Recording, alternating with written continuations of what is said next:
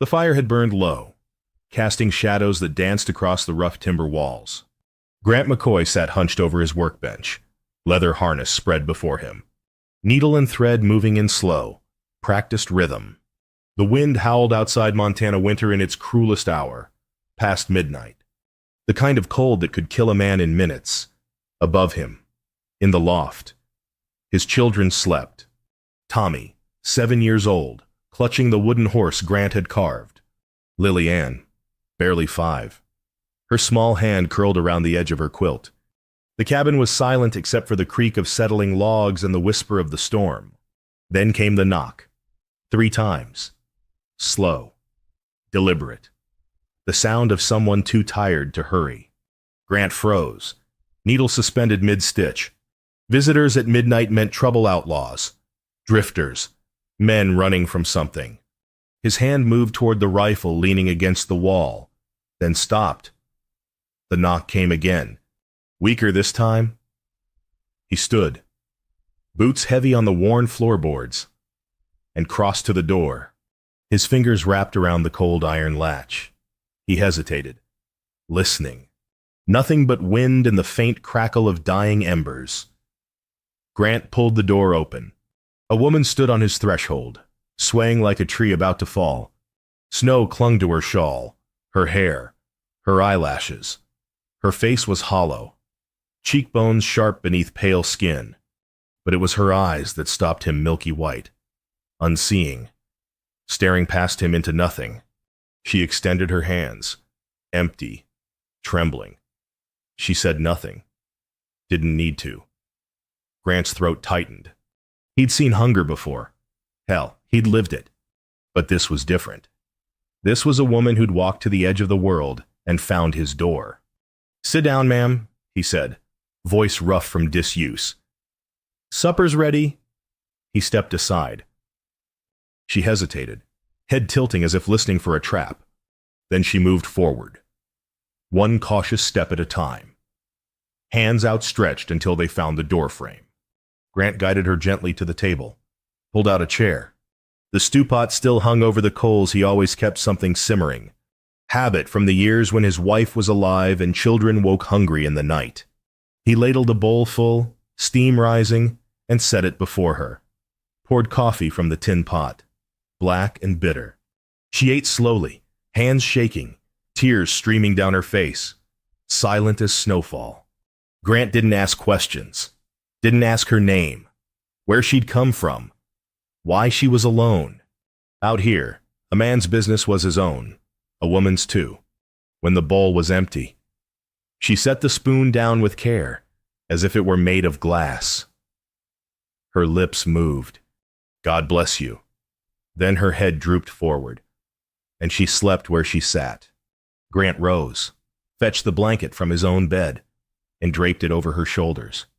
He eased her down onto the floor by the fire, cushioned her head with a folded coat. She didn't wake. He stood there a long time, staring at her.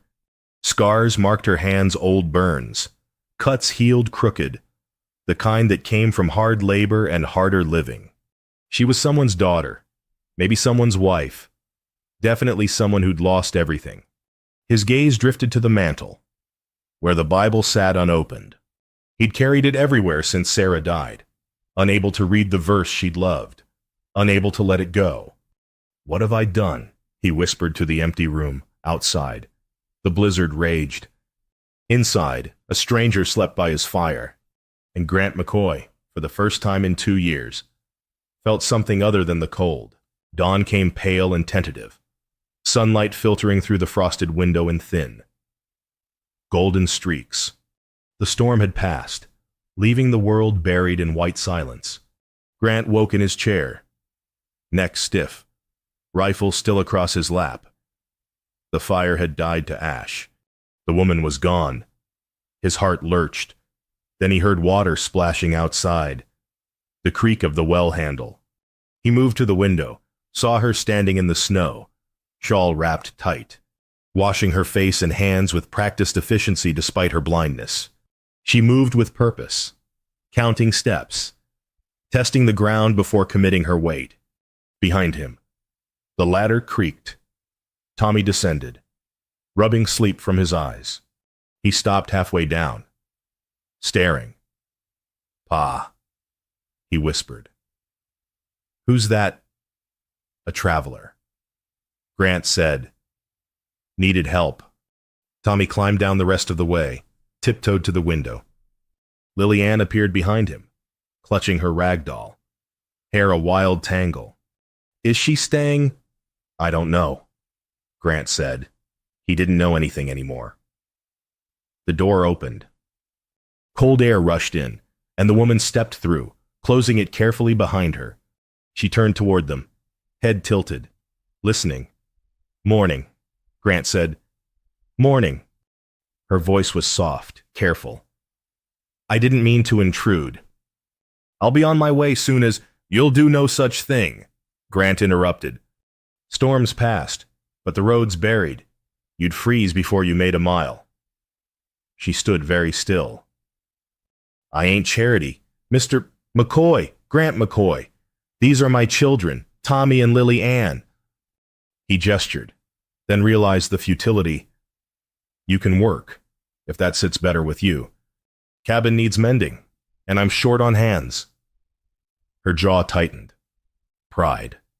He recognized the kind that kept a person alive when nothing else would. "I can mend," she said. "Cook. Tend animals, if you guide me first." "Fair enough."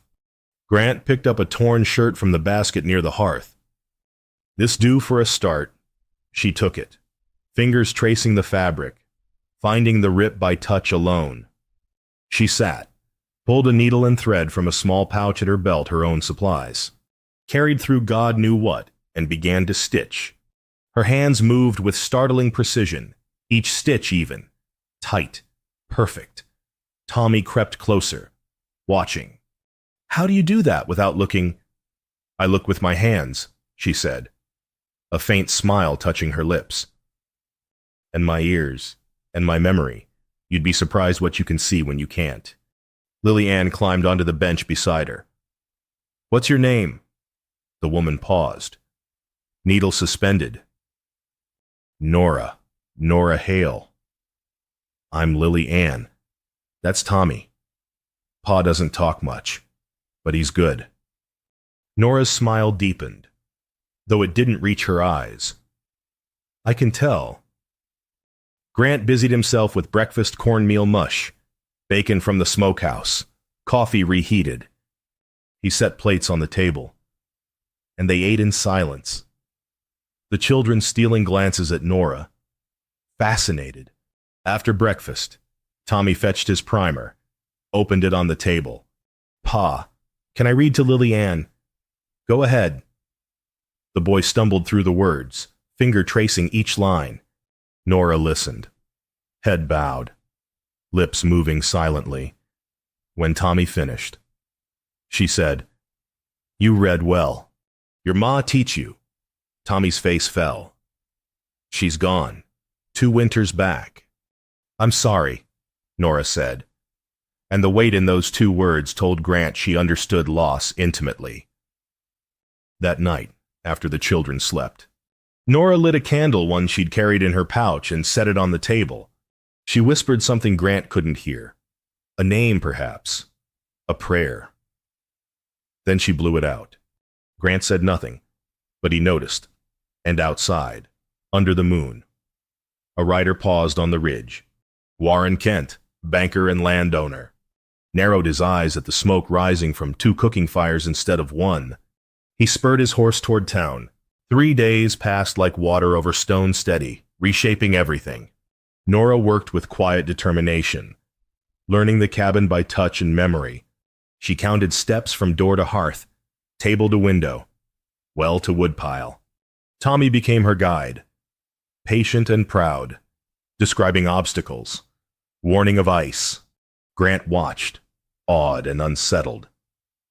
She hung laundry by tying knots in a guide rope, counting each one.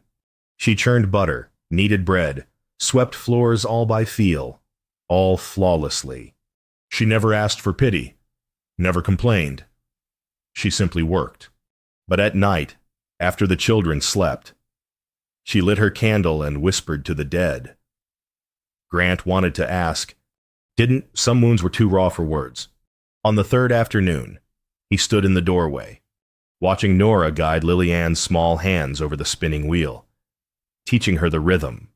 Sunlight caught in Nora's hair, turned it copper. For a moment, she looked like Sarah, not in face, but in presence. Life, warm and stubborn, blooming in hard ground. The memory hit him like a fist. Sarah, dying in their bed, blood soaking the sheets. The midwife too late. The baby, his son, blue and still. Sarah's hand in his, growing cold. Her voice, barely a whisper, read to me. Grant, Psalm 23. Please. And he couldn't read the words she needed. Couldn't give her that one last comfort. He'd held the Bible and wept. Useless. Mr. McCoy. Grant blinked. Nora stood before him, head tilted, listening. You all right? Fine, he said, voice hoarse. She didn't believe him. He could tell, but she let it lie. That evening, hoofbeats broke the silence. Grant stepped onto the porch, rifle in hand. Warren Kent dismounted, brushing snow from his coat. He was tall, gray-haired, with the cold eyes of a man who measured everything in coin. McCoy, Warren said, nodding. Kent. Heard you got a visitor. That's right. Warren's gaze flicked to the cabin, where Nora's shadow moved across the window. Town's got questions. Town can keep its questions. People talk. Grant. Woman living here. You a widower. She's under my roof, Grant said, each word deliberate. That's answer enough. Warren's jaw tightened. You're making a mistake. Maybe, but it's mine to make. They stood in silence, breath misting in the cold. Finally, Warren mounted, reins tight. Judge a man by the company he keeps. McCoy, remember that. He rode off, leaving deep tracks in the snow. Grant returned inside. Nora sat by the fire, Bible in her hands, fingers tracing the embossed cover. Trouble, she asked. Nothing I can't handle. She was quiet a moment.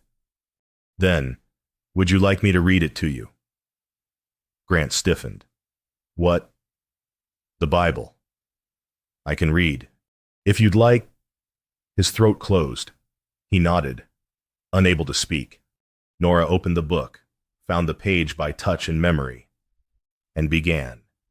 The Lord is my shepherd, I shall not want.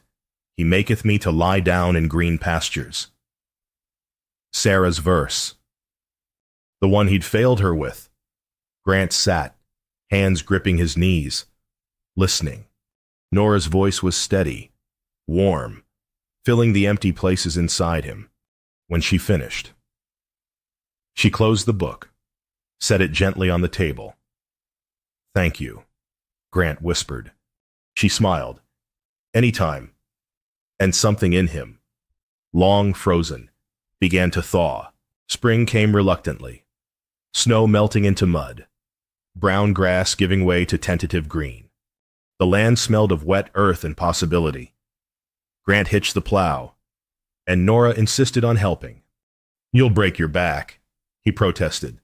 Then I'll break it honest, she said. He rigged a guide rope along the furrows. Nora walked behind, one hand on the rope, scattering seed with practiced rhythm. She stumbled once, righted herself, kept going. Grant watched, heart tight with something he couldn't name. That evening, neighbors passed on the road heading to town for supplies. They slowed, staring. Some waved. Others turned away, whispering. Grant ignored them, but he felt their eyes. At night. Nora read scripture. Grant listened, memorizing words, shaping them silently with his lips. Tommy and Lily Ann sat at her feet, entranced. She told stories between verses Jonah and the whale, David and Goliath, her voice painting pictures in the dark. One night, Grant tried. He opened the Bible, traced the letters Nora had been teaching him with flour on the table. In the beginning. That's it, Nora said, encouragement warm in her voice. Keep going. He stumbled through the verse, sweat on his brow, but he finished. Pride flickered in his chest, small, fragile, real. Lily Ann clapped. Tommy grinned. Nora smiled, and for a moment, Grant forgot they were broken people in a hard world. Afterward, Nora washed dishes while Grant banked the fire. Their hands brushed over the water pail. Both froze. The air thickened, charged. Sorry, Grant muttered, pulling back. Don't be, Nora said softly, but neither moved closer. Later. Grant stood outside, watching the stars. The smell of rain hung in the air, heavy and waiting.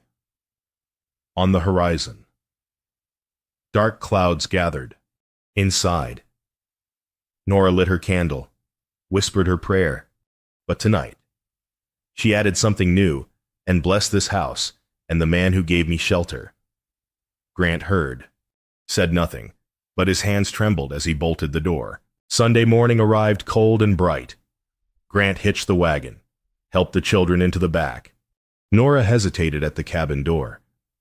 You don't have to come, Grant said. Yes, I do, she replied. If I'm staying, I need to face them. The church sat at the edge of town, white clapboard, crooked steeple, windows that rattled in the wind.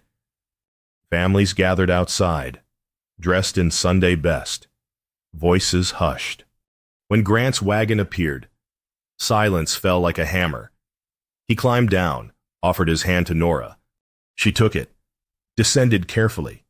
Tommy and Lily Ann flanked her, protective.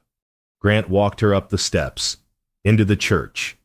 Heads turned, pews shifted. Mrs. Calloway clutched her Bible to her chest.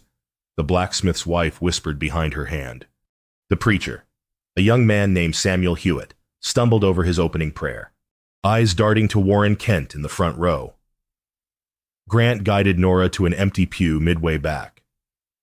They sat. The children squeezed in beside them. The sermon began something about forgiveness, though Preacher Hewitt's voice wavered. Unconvincing. Grant didn't listen. He felt the weight of every stare, every judgment. Nora sat still, hands folded, face serene. If she felt their scorn, she didn't show it. After the service, no one spoke to them. Families hurried past, pulling children close as if blindness were contagious. Warren Kent stood on the steps, arms crossed, watching. Grant loaded the wagon in silence. On the ride home, Lily Ann asked, "Why were they mean?" "Pa, people fear what they don't understand," Nora said before Grant could answer. "It's easier to be cruel than curious." That afternoon, a storm rolled in spring thunder and driving rain. They huddled inside, fire roaring. The children played with wooden blocks while Nora and Grant sat at the table, lamplight pooling between them. "I should leave," Nora said quietly. "No. Grant, I'm causing you trouble." "You're causing me trouble." He leaned forward, voice fierce. "You taught my boy to read better. You made my daughter laugh again. You think I care what Warren Kent thinks?"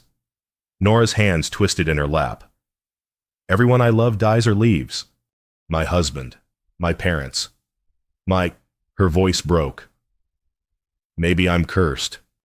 Grant reached across the table, covered her hands with his. "Then maybe it's time someone stayed." She looked up, unseeing eyes glistening. "Why? Because you deserve it," he said simply. Thunder rolled. Rain hammered the roof, and in the firelight, their hands remained clasped, knuckles white, holding on. 1 week later, the town called a meeting. Grant didn't want to go, but Warren Kent sent word, "McCoy, you'll answer questions or face consequences." He left the children with Martha Doyle, the only neighbor who'd shown kindness. Nora insisted on coming. "They're judging me," she said. "I'll face it." The town hall was packed farmers, merchants, wives clutching shawls. Lanterns cast harsh shadows. Warren Kent stood at the front, thumbs hooked in his vest, playing judge. "We got a situation," Warren began. "McCoy's sheltering a woman. Alone. Ain't proper." Murmurs rippled through the crowd. "She's blind," someone said. "Can't care for herself." "Exactly," Warren replied, "which makes it worse. He's taking advantage." "Taking advantage." Grant stood, fists clenched. "I gave her work, food, shelter, same as I'd give any soul in need." "And what's she giving you?" a woman called out, voice sharp with insinuation. Grant's face flushed. Nora rose beside him, chin high. "I give my labor," she said, voice steady. "I mend cook, teach his children. I ask nothing but the chance to earn my keep. If that offends you, the fault's yours, not mine." The room erupted some shouting support, others condemnation.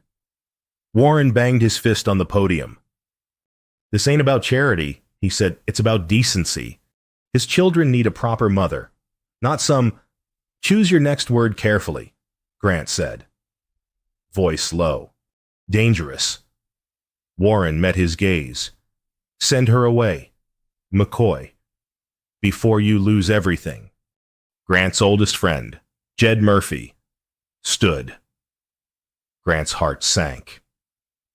Jed had ridden with him, fought beside him, buried Sarah with him. "Warren's right," Jed said quietly. "Grant, I'm saying this as a friend. Let her go." Betrayal tasted like ash. Grant looked at Nora. Her face was stone, but her hands trembled. "I'll think on it," Grant said. Voice hollow. The crowd dispersed. Grant and Nora walked home in silence. The night cold and indifferent. At the cabin. Nora packed her few belongings, needle and thread. Her candle. A worn shawl. Grant stood in the doorway, watching, unable to speak. "I understand," she said. "You got children to think of. A life here. I won't be the reason you lose it." Nora. "It's all right, Grant. Truly." She smiled. And it broke him. "Thank you. For everything." At dawn, she left, walking stick in hand, counting steps, disappearing into the trees. Tommy and Lily Ann cried. Grant stood on the porch, watching until she was gone, feeling like he'd just cut out his own heart.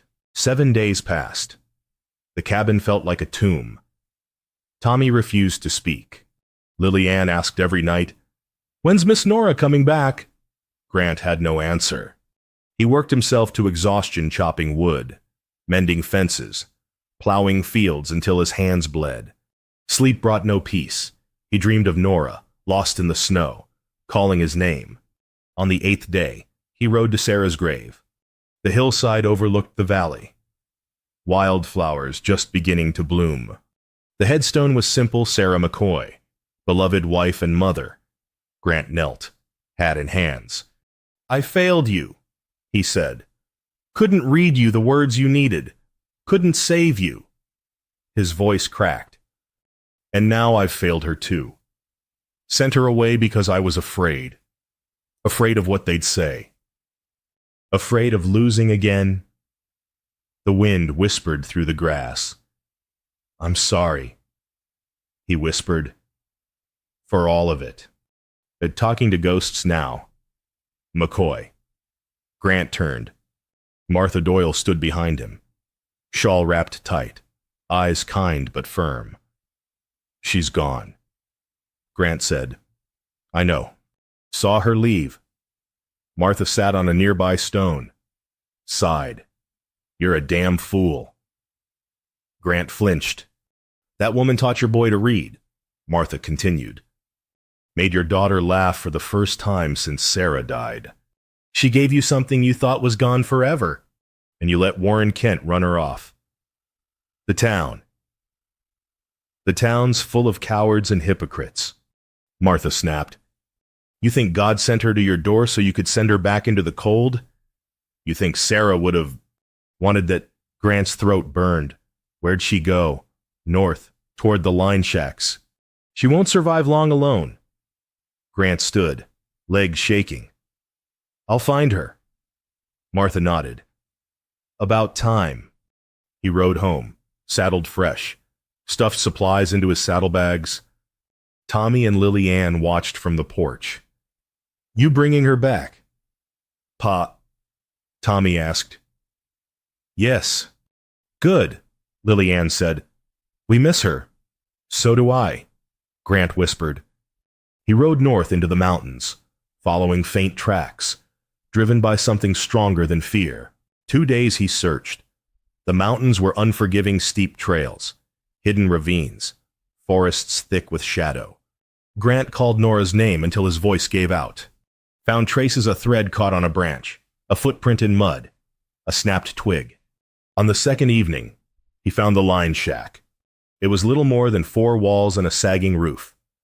Abandoned for years, smoke rose from a gap in the stones. Grant dismounted, heart pounding, and pushed the door open. Nora lay on the floor, wrapped in her shawl, shivering violently. Fever flushed her cheeks. Her walking stick lay broken beside her. Nora! Grant dropped to his knees, lifted her into his arms. She was burning up. Her eyes fluttered. Grant! I'm here. I've got you. You came back. I never should have let you go. He carried her outside, wrapped her in blankets, secured her to his horse. She drifted in and out of consciousness, murmuring words he couldn't catch. He rode hard, stopping only to give her water, to adjust her position, to whisper, Hold on. Just hold on. They reached town at noon the next day. The square was busy market day. People stopped, stared. Grant dismounted, lifted Nora down, cradled her like a child. Whispers spread like wildfire. Warren Kent emerged from the bank, face darkening. McCoy, what the hell? She's sick, Grant said, voice raw. Because I sent her away. Because I was a coward. A crowd gathered. Jed Murphy pushed forward, concern on his face. You're a fool, McCoy, Warren said. She'll ruin you. Grant turned, met his gaze. Judge her, then judge me. She's got more courage blind than this town has with both eyes open. She's staying. She's part of my family. And if that costs me everything, then I never had much worth keeping. Silence fell, thick and heavy. Then Preacher Hewitt stepped forward, face red with shame. McCoy's right. We call ourselves Christians, but we drove a woman into the wilderness. God forgive us. Martha Doyle followed, nodding. I stand with Grant. One by one. Others stepped forward. Farmers. Merchants. Families. Not everyone, but enough. Warren Kent stood alone, jaw tight. Finally, he turned and walked away. Grant carried Nora to Martha's house. The women tended her cool cloths, broth, prayers. Grant sat outside, head in hands, exhausted. 3 days later, Nora woke. Grant sat beside her bed, unshaven, hollow-eyed. She turned her head toward him, listening. You came back, she whispered. I never should have let you go. She reached out. He took her hand, pressed it to his cheek. Forgive me. Nothing to forgive, she said. You're here now, and for the first time in years. Grant McCoy wept. 6 weeks later, the cabin bloomed. Wildflowers dotted the hillside, purple lupine, yellow buttercups, red paintbrush. The garden flourished, rows of green pushing through dark soil. The sky stretched endless and blue. Warm wind carrying the scent of pine and possibility. Nora stood in the doorway, kneading bread, navigating the cabin as if sighted. She hummed while she worked, a tune Grant didn't recognize but found himself memorizing. Tommy and Lily Ann chased chickens in the yard, laughter ringing like bells. The boy had grown taller, steadier, confident. The girl's hair was braided with wildflowers. Nora's work, meticulous and loving. Grant repaired the fence, hammer ringing against nails. Neighbors had come the week before, brought seeds, tools. Apologies whispered and accepted. Warren Kent had ridden past once, nodded curtly. Not forgiveness, but acknowledgement. That evening, Grant sat at the table, Bible open before him. He read aloud. Haltingly, surely goodness and mercy shall follow me all the days of my life. Nora smiled. Perfect. Tommy clapped. Lily Ann cheered. Grant closed the book, pride warm in his chest. Couldn't have done it without you. Yes, you could. Nora said, you just needed someone to believe in you. After supper, they sat on the porch, Grant in his chair, Nora beside him, children at their feet. The sun set, painting the mountains gold and crimson. Grant described it, every detail, and Nora listened, head tilted, imagining. Beautiful, she said. You are, Grant replied, so quietly he wasn't sure she heard, but she did. Her hand found his, fingers threading together. Will you stay? Grant asked, not as hired help, as family. Nora turned toward him, unseeing eyes shining. I'm already home. Grant. Inside. The table was set for 4. Wildflowers filled a jar, bright against the wood. The Bible lay open, words no longer mysteries. The candle Nora lit each night now included prayers for all of them. Grant, Tommy, Lily Ann, the life they were building together. Outside, the last snow melted from the mountain peaks. The land stretched green and endless, full of promise. Spring had come, and with it, the hard-earned grace of second chances. Grant McCoy, widower and father, sat with his family and felt, for the first time in years, whole. The end.